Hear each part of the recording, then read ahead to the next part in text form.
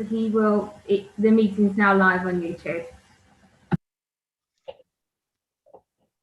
Okay, so, and I can see we're now streaming live on YouTube.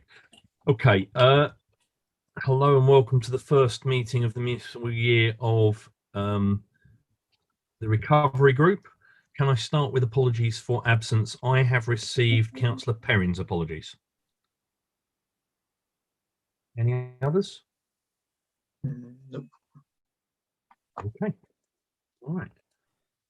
Item 2 on the agenda is the declarations of interest. Do we have any declarations? No. Minutes of the previous meeting. Is everyone happy with the minutes of the previous meeting? Is anyone unhappy with the minutes of the previous meeting? Nope. No one's showing, so we'll agree those. Item 4, are there any matters arising from the previous minutes? Nope. No. None, Chair. I'd just like to say it's coming home. Yes, and I do apologise that this is on the night of the England football match for those who are interested, and that may reflect the fact that we have a few people missing, but we'll try and crack through as quickly as possible. Item 5, update on COVID-19. Shall I start that one, if I may? Please do, Brian. Thank you. Obviously, nationally and indeed locally, the figures continue to rise, particularly with the Delta variant. So as of half an hour ago, when I got the latest figures, the figure for the country as a whole is 138 per 100,000. For Essex, it's 67 per 100,000. For Harlow, it's 63. To put that in perspective, these are the highest rates since late February. And Colchester, as of yesterday, was up to 120 and Brentwood at 97. The other side of the coin, of course, is that these are tending almost entirely to be the under 30s, most of whom are not vaccinated. So it would appear that the vaccination is really working. There's very few on the older age group. And that ties in with the conversation I had with PAH yesterday. Currently, they have, and they have had for the last week now, 8 patients in with COVID. And when you consider what they were there doing a little while ago, that's a dramatic drop. And again, Lance McCarthy at the hospital tells me that they tend to be in their 30s and 40s and primarily unvaccinated. So I think the message from all that is get vaccinated. And at that point, I can pass neatly and seamlessly on to Jane, who's going to talk about vaccinations. I am. I have the latest figures here from the CCG, and for Harlow as a whole, 72.7% of the population of individuals are now fully vaccinated. So for the Hertfordshire and West Essex ICS, that puts us, I'm pleased to say, not at the bottom of the list, fourth from the bottom, but that's still, still good. We know that there was an open clinic last week at Lister House, and sorry, the week before last. The take up for that was pretty low. They only had 382 people call into Lister House for vaccination, despite quite a good, well, very good campaign about it. I've tried to get the figures for last weekend. They're not available at the moment, but they have told me that Leisure Zone will have another open clinic starting from Wednesday through to Saturday, 8:30 till 6:30 for first doses and second doses for anybody over 50. But it's the AstraZeneca jab, so that that might not be suitable for everybody. And they've asked if we can pass that message around, push that message on. So I'll certainly be speaking to Neil and the comms team to get that message out. As far as pop-up vaccination clinics, we were been working with the CCG to see if there's anything we can do to try and encourage people. So we're looking to see if we can get a vaccination bus over at Bush Fair in the car park. So we're in discussion at the moment with the bowling club there because they need toilet facilities, and that's proving a bit of a challenge. And we're also looking for a post office car park as well. So that's a very live conversation at the moment, but we'll push for that because you might find people will drop into that where they won't go to Lister House or Leisure Zone. So that's the latest. Yeah, the message from all that, Chair, I think, is that we need to get the message out to people that they ought to be vaccinated. And we've done all the social media, both the CCG and indeed Neil and the comms team. Word of mouth may help. Talking to the CCG myself today, there is still a lot of people out there who are worried about conspiracy theories, dangers to pregnancies, infertility and the like. And it's really about talking to people, I think, word of mouth. So clearly, we as a council, we as officers, you as councillors, possibly have a role to play to actually talk to people and encourage them. And clearly your Harlow do a good job as well of getting that message out there. But not everybody listens to these meetings or indeed reads your Harlow. So word of mouth is sometimes the best way to go. The CCG have had discussions with faith groups and the like and community groups, but still there are a number of people who, for whatever reason, aren't getting their vaccination. I think there's no one reason either. But I think the message from this meeting must be do whatever we can to get people in Harlow vaccinated. I should have added as well to what Brian said. When I spoke to Ian from the CCG last week, who you all know, Harlow's been targeted twice by the anti-vax campaigners, and they're trying to find out why. You know, that's obviously quite intimidating for people waiting for the vaccine, and also volunteers and staff as well. So as soon as he's back, I'll be picking that up with him again. Okay. So questions for Jane or Brian? Yeah, please. Tony. Yeah, you say Harlow 72.7%, fourth from the bottom of the list. How big's the list? That's for Hertfordshire and West Essex. So that will be, there's 10 local authorities in Hertfordshire, I think, and 5 in Harlow, so 15. Right, so we're fourth out of 15. And in terms of, so we got 72.7. Do we know what the top of the list is? Yep, I've just got to look down it. So it ranges at all 75.6. Right. So our about figure is 72.7. Yeah. Yeah, and the highest is 79.3. But 79. generally they're all around the 72 and 73%. Right. So we're about we're around about 6% down on the highest figure then. Would that be about right? On the highest, yeah. Yeah, okay. And I understand that there's some variation across the town in that some of the I forget what they call them now. Is it super whatever? Super output areas. Super Yes. output areas. And do we have any information on the super output areas? And yeah. So again, I've been working with the CCG and in particular Ian to try and ask them to drill down so we can get that on a ward by ward basis. yes. I believe they do have some information, and I'll be pushing for that again next week when Ian's on annual leave this week. So we can ensure any work that we're doing is targeted in those areas most in need. Yeah. No, I'd just be interested to look at the demo. Sorry, Joe. No, carry on, Tony.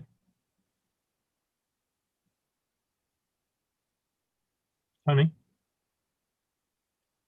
I think we've lost Tony, in which case we will go to Joel. Didn't think I had that effect on Zoom, but there you go. Thank you, Chair. Jane, just from your perspective, clearly we want to follow the numbers very carefully about the uptake of the vaccinations. And one of the key components to understanding where we sit, which is I think is more realistic, is to understand the baseline average when you take it across those areas and where we sit on the baseline average, because we want to perform better than that. And then we work out a plan, as we are with the West Essex CCG, to tackle what is a need to get younger elements of the adult population to get vaccinated, alongside the efforts that have already been ramping up. Yeah, and I agree, and I would have continued those conversations this week had he been around, but I will pick them up as soon as I can next week. I have a question then for Brian. Given what Jane has said about the anti-vaxxers potentially targeting Harlow, and that we're aware of the disturbances that they've caused both outside the vaccination centre and in the town centre as well. What more can we do as a council, or what more can we do working and putting pressure on the police, for example, to ensure there's no further disruption of the vaccine rollout in the town? Yes, I've had a number of conversations with the police, I think I've mentioned before, and I think it's fair to say that initially they were slow to react, but they're not now. They understand the importance of it, and there was actually a criminal offence the last time they appeared at Leisure Centre, and they did take people away, shall I say. What I've asked, and I still need the information, is who they are. Are they local people, or are they coming into the area? And I think that's information I need and we need in order to understand why. It's only normally about 2 or 3 of them, but they're quite aggressive with microphones and the like. And if somebody is hesitant, that could be the thing that turns them out. But yes, let me talk again to the police, and I've had a number of conversations already. Tony, we lost you for a period there. I'm conscious you were midstream, and I think Jane was answering, and we have moved on. But can I go back to you if you've got anything else you wanted to ask? Yeah, I had nothing else to ask. Okay. Thanks. So Joel, do you want to carry on then, since you've been asking questions? Yeah. Joel? Thanks, Chair. It was just merely to say on the anti-vaxxers, Jane and I have had with Brian very good conversations with West Essex CCG around how you marshal, particularly as we look at vaccination bus, and how you marshal that process so that we ensure people are comfortable as they queue to get in and get vaccinated. And we want to reduce any outside stresses or external factors that could contribute to someone not going to get vaccinated. So the council has been championing that community leadership role with the West Essex CCG. This may involve not just a collaboration with Essex Police and our community safety team, but also health officials in that regard. So that is front and centre of the community response as we focus now on a more localised vaccination rollout. Thanks for that, Joel. Simon, you had your hand up. Yeah, it's rather a specific point in terms of the sort of word of mouth encouragement. I've been talking to a young lady over the last couple of weeks on, sort of casework kind of stuff. But she's not been vaccinated, and she is very concerned. I'm not particularly sure what particular area, but is there a sort of handy website I can sort of point people to? Do you know, or should I look somewhere else? Oh. Jane, you're on mute at the moment. Sorry, Simon, I can send you details of a website, but the CCG have actually specifically said if anyone is really concerned, if we can provide those details, they will do whatever they need to encourage them, whether it's going to their home or so. Perhaps you can, if you can ask permission from the person to pass the details on to me, and then I'll be very pleased to pass one to you. Yeah. Lovely. Okay, thanks very much. And Jane, might be helpful if we can just get an email out to all members saying that we do have a pathway through to the CCG. If members are aware of any constituents that are uneasy, that we can feed them in via that route. Yeah, that's certainly. okay with you. Brilliant. Okay, so I think Tony, back to you. Yeah, just following through on that, I think it might also be useful if the CCG could put out, whether it be via your Harlow or whatever, just an update on the work that they've done so far in terms of vaccinations and what have you, and also the work that they're really sort of pushing home over the next sort of couple of weeks and what have you. And really let's have a as far as we can, a publicity drive using whatever, with the CCG and ourselves using whatever media outlets and sources and whatever that are open to us, because I think it's gone a little bit off the boil really in terms of the social media bit. So I think they need to up their game a bit there. So Tony, I'm sure people can be circulated a brief and update on what the CCG are doing. I certainly know that the council's comms haven't gone off the boil. There's stuff being issued every day about COVID and about vaccinations. The CCG, that might be, Jane, worth feeding back, that members feel the CCG's social media output perhaps hasn't been as good as it could be.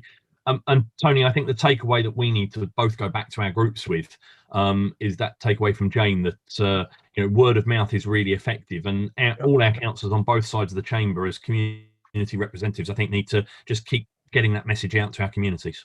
Okay, accept that. Brilliant. Okay, Brian, Jane, anything else you feel you need to add at this stage? Not for me, no. Okay. All right, we'll move on. Well, thank you for the report back. We'll move on to item 6, which is the COVID-19 strategies, recovery strategies. So I'll lead off. First of all, I want to say a big well done to all the officers and indeed the former councillors, the former chair of this committee, on the work that's been done so far. First thing to report back is the government have awarded us nearly £24 million on the Towns Fund, which is excellent news, and well done to all involved. But we've also submitted in the last couple of weeks more bids to the government. First, the Levelling Up Fund, and secondly, the Community Renewal Funds. I was privileged enough to meet with Councillor Leslie Wagland and Councillor Tony Ball from Essex County Council, and they took Brian and I through the total Community Renewal Fund bids for Harlow. Harlow has bid for the full amount that's available on the Community Renewal.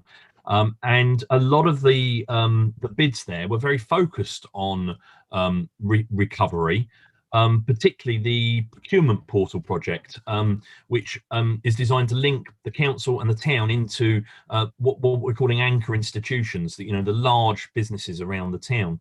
And Essex County Council, who were coordinating the community renewal bid, were that impressed by the procurement portal bid that they were saying that hopefully if it's if it turns out to be a good success, they'd like to replicate that in other areas. So I think we've got a really good set of bids that have now gone in for additional government funding. Hopefully that will be very successful. I spoke last week at a skills summit hosted at the college, along with the MP, Essex County Council and others, and very much we're looking at skills being the basis of recovery, education and training as we go into the medium term, grabbing onto as much funding as possible to push that recovery. And as I said, one of the things about anchor institutions, the council last week, there was part of the growth board, held an anchor institutions workshop, and people like the hospital, Public Health England, the CCG, us, HTS, Anglia Ruskin, the college and others were all involved. And what we're looking at there is how we can take a steering group forward to look at grabbing the funding that's available at the moment and making significant change to the community that won't just be short term, but will embed improvements in the Harlow community to help drive things forward. So I think I can't go into too much more detail. I don't want to be accused of electioneering. Obviously there's very site specific things going on at the moment, and we do have a by-election at the moment, but once PERDA is over, I'll be looking to get to the business forum. I know Eugenie, as the former chair of this committee, used to co-chair that with Michael Haravan, and I'll be looking forward to doing something similar and getting feedback from businesses there about how we can better work with them. The final thing to say to the committee is that Councillor Perrin has been working with the finance team of the council to look at the grant situation and to redesign the criteria for application to the ARG. That's the one grant that is available for us to put our own interpretations on. And we have spent now all of the money for grants that we've been awarded and have been able to apply for the additional funding for government. And I hope we'll hear more on that soon. So very good news. Obviously, from my perspective as a new administration, there's a lot still to do and a lot of businesses still to meet. Tony, I'd like to open the invitation. Eugenie made this very much it is a cross-party working group. Very much welcome your input on these things and your team. I know there's only you here tonight from your side, but very much welcome you and your team's continued attendance at things like business events. And I know the offer came cross-party to us when we were in opposition. and I'd like to hold that hand out. Again, COVID recovery is something that cuts across party politics, and but there's a lot going on with the economic recovery at the moment.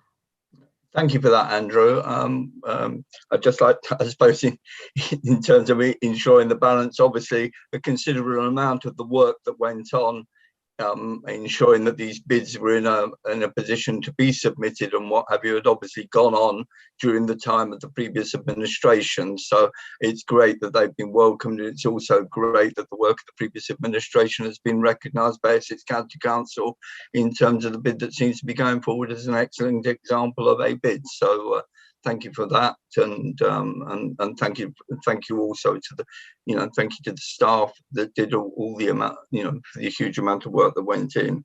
On the question of the business grants, I did make. I'd be interested to know, in fact, what the in terms of up until the end of April, what the amount of money that's gone out in business grant. My understanding is that it's somewhere in the order of about £57 million that has been processed through the county council in various forms of grants and assistance and what have you. And I also understand that it's actually assisted well over, in terms of the forms of grants. So they've gone out well over 4,000, but I think it's nearer to 5,000 grants that have gone out in various forms and what, with that to be reflected, because I have been concerned, frankly, when I've seen statements like Harlow Council, enemy of the business, Harlow Council, the worst in Essex for paying out business grants, which frankly, from my point of view,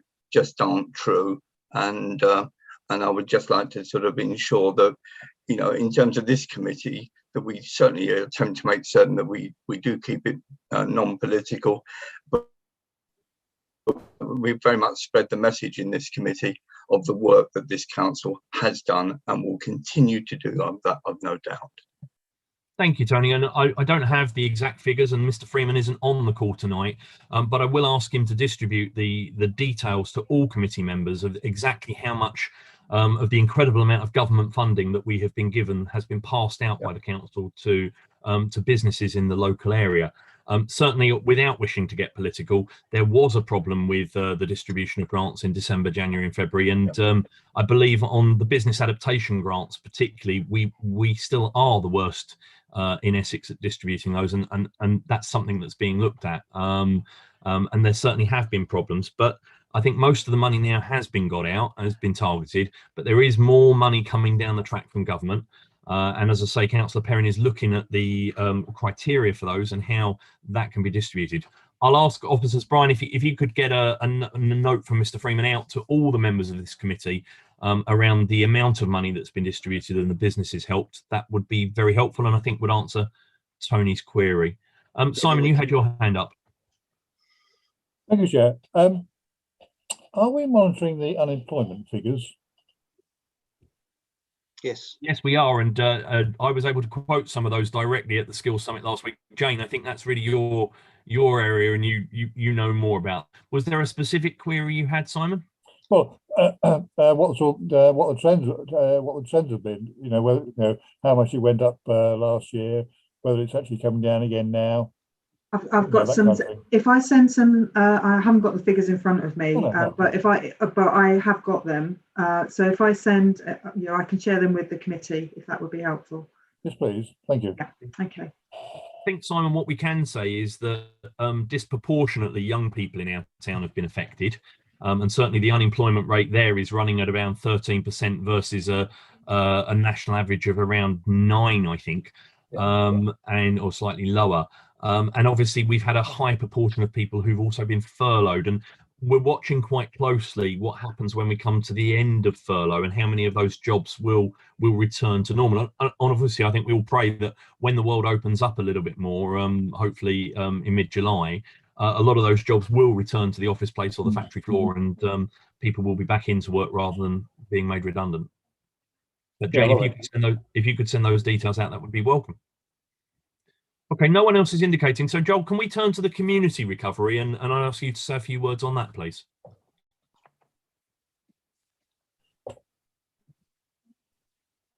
Thank you, Chair. And I'd like to begin by just framing this around the national rollout of the vaccination programme. And of course, locally, what our health professionals have achieved. We know nationally, roughly half of adults under 30 now have come forward to get their jab. That's a good sign. We want to see those numbers improve in Harlow. But it was very encouraging during Volunteers Week to go and visit those volunteers, the health professionals at Harlow Leisure Zone who've been on the front line and have been vaccinating our population and keeping people safe. And their stories and the work that they do to ensure that we have, I think, the best vaccination rollout professionally managed in Essex is a testament to the work that they have been delivering at very challenging circumstances. One of the fundamental drivers of the community resilience brief is, surprise, surprise, a community resilience strategy. And already working with Jane and other key officers, we're pulling together a strategy that is framed around the challenges that we have seen over the last 15 months under a pandemic. We recognise, and I think on a cross-party basis, we all recognise that there will be changes in our post-COVID future. And the council needs to anticipate those as we go forward. So in line with that strategy work and the ambition later this year to publish that strategy, and we will be engaging in a large element of co-creation, bringing in community leaders to help shape that.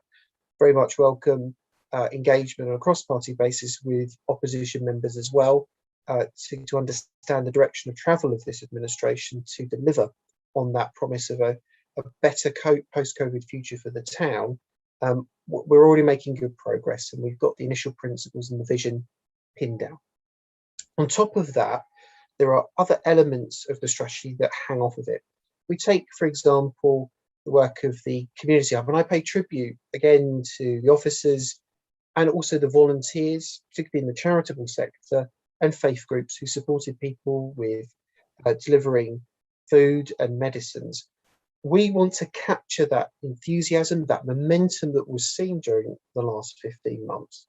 The way we want to do that going forward is we will be launching a procurement. We're going through the technical aspects of how we're going to specify that procurement. We will invite an organisation who will be the preferred supplier after the procurement has finished to deliver a new version of the community hub. But as I say, we're going through the specification, working out how that tender will operate. We have received some external funding from Essex County Council, but those details will become more public as we roll out the procurement process and get further down the line in the tender process. So we're going to capture that momentum, going to focus on the community hub evolving to meet the future demands. And some of those challenges that we know, still for us in particular, the health and well-being of individuals, mental health, impacted for those people who have been worst affected by the pandemic, those vulnerable individuals that are needing the medicines and the foods, those individuals who are shielding as well. We want to retain that form of community relationship because an ambition of this administration is to focus on community engagement going forward. And so there will be some separate strategic work on that front. As you've already heard this evening, there is a huge amount of engagement with the West Essex CCG. We don't want to lose that. A number of members would have heard that we have an intention again later this year to produce a health and wellbeing strategy updated to reflect the challenges of the last 15 months. As part of that, we will be co-creating it with health professionals because we don't have all the answers around some of the medical challenges, public health issues that we want to ensure that we reflect in that strategy. And so that is, again, an important, huge body of work to help inform our work as a council going forward. It is that community leadership that is really critical going forward. I also want to focus, and this is the final section of our immediate response. There is other work which is reflected in our forward plan, but that engagement with volunteers in the charitable sector is going to be really important going forward. So the way that they are supported by this council, the way that there is a two-way conversation about some of the challenges people face as a result of the pandemic moving into recovery, will be important. And I believe the foundation brick of a resilient community is the support that is there in partnership with the council and our third sector partners who do a fantastic job. So we will be engaging with them, and there may be some opportunities down the line to offer some wider support. We're looking at reframing the partnership grants to look to turn into a resilience fund, but we will have more to say about that as we progress across our forward work plan. I'll leave it there, Chair. That gives the clear immediate runway of some of the immediate priority work streams we want to focus on. That, of course, will be reflected in our new corporate plan as well. Questions? Thank you, Joe. I think Tony's got his hand up. I'll go straight to him. Yeah. And what forums will be used? So when you talked about the opposition being involved within this, hopefully developing something in a cross-party way, I just wonder through which forum will this work happen, and in terms of the work that's already been done, in terms of if there's any written statements, etc. Well, as you could imagine, Tony, we are doing our behind the scenes work to prepare all the work that we will then go out and consult. One of our priorities is community engagement. So there will be an element of scoping out some of the principles which we're already starting to do, then go out to the voluntary sector forums, other stakeholders, bringing them in to look and sense check some of the work that we're considering. Early days, putting the principles together, but our promise to the community at large is that we want to reach out and help co-create something that a number of people in this community have a sense of ownership of, because I think that is the best way to carry forward the recovery. But in terms, so if I'm slightly confused. Forum here develop strategy. Am I right in terms of COVID recovery? I thought that was one of the primary purposes of this forum here. So you broke up a little bit, but I think I got. Sorry. Yeah, I thought. Oh, you've got it then. Was to Tony, develop. Tony, you're breaking up and we're losing you. So I think Joel's got the basis of the question. Shall we, Joel? Do you want to try and give an answer, and then if Tony may want to? Yeah, I think what Tony is saying is, what level of engagement will this forum have, as opposed to other forums in building this? Yeah. But the direction of travel is to continue the cross-party working group here, but clearly our administration have our own strategic ambitions that we want to fulfil.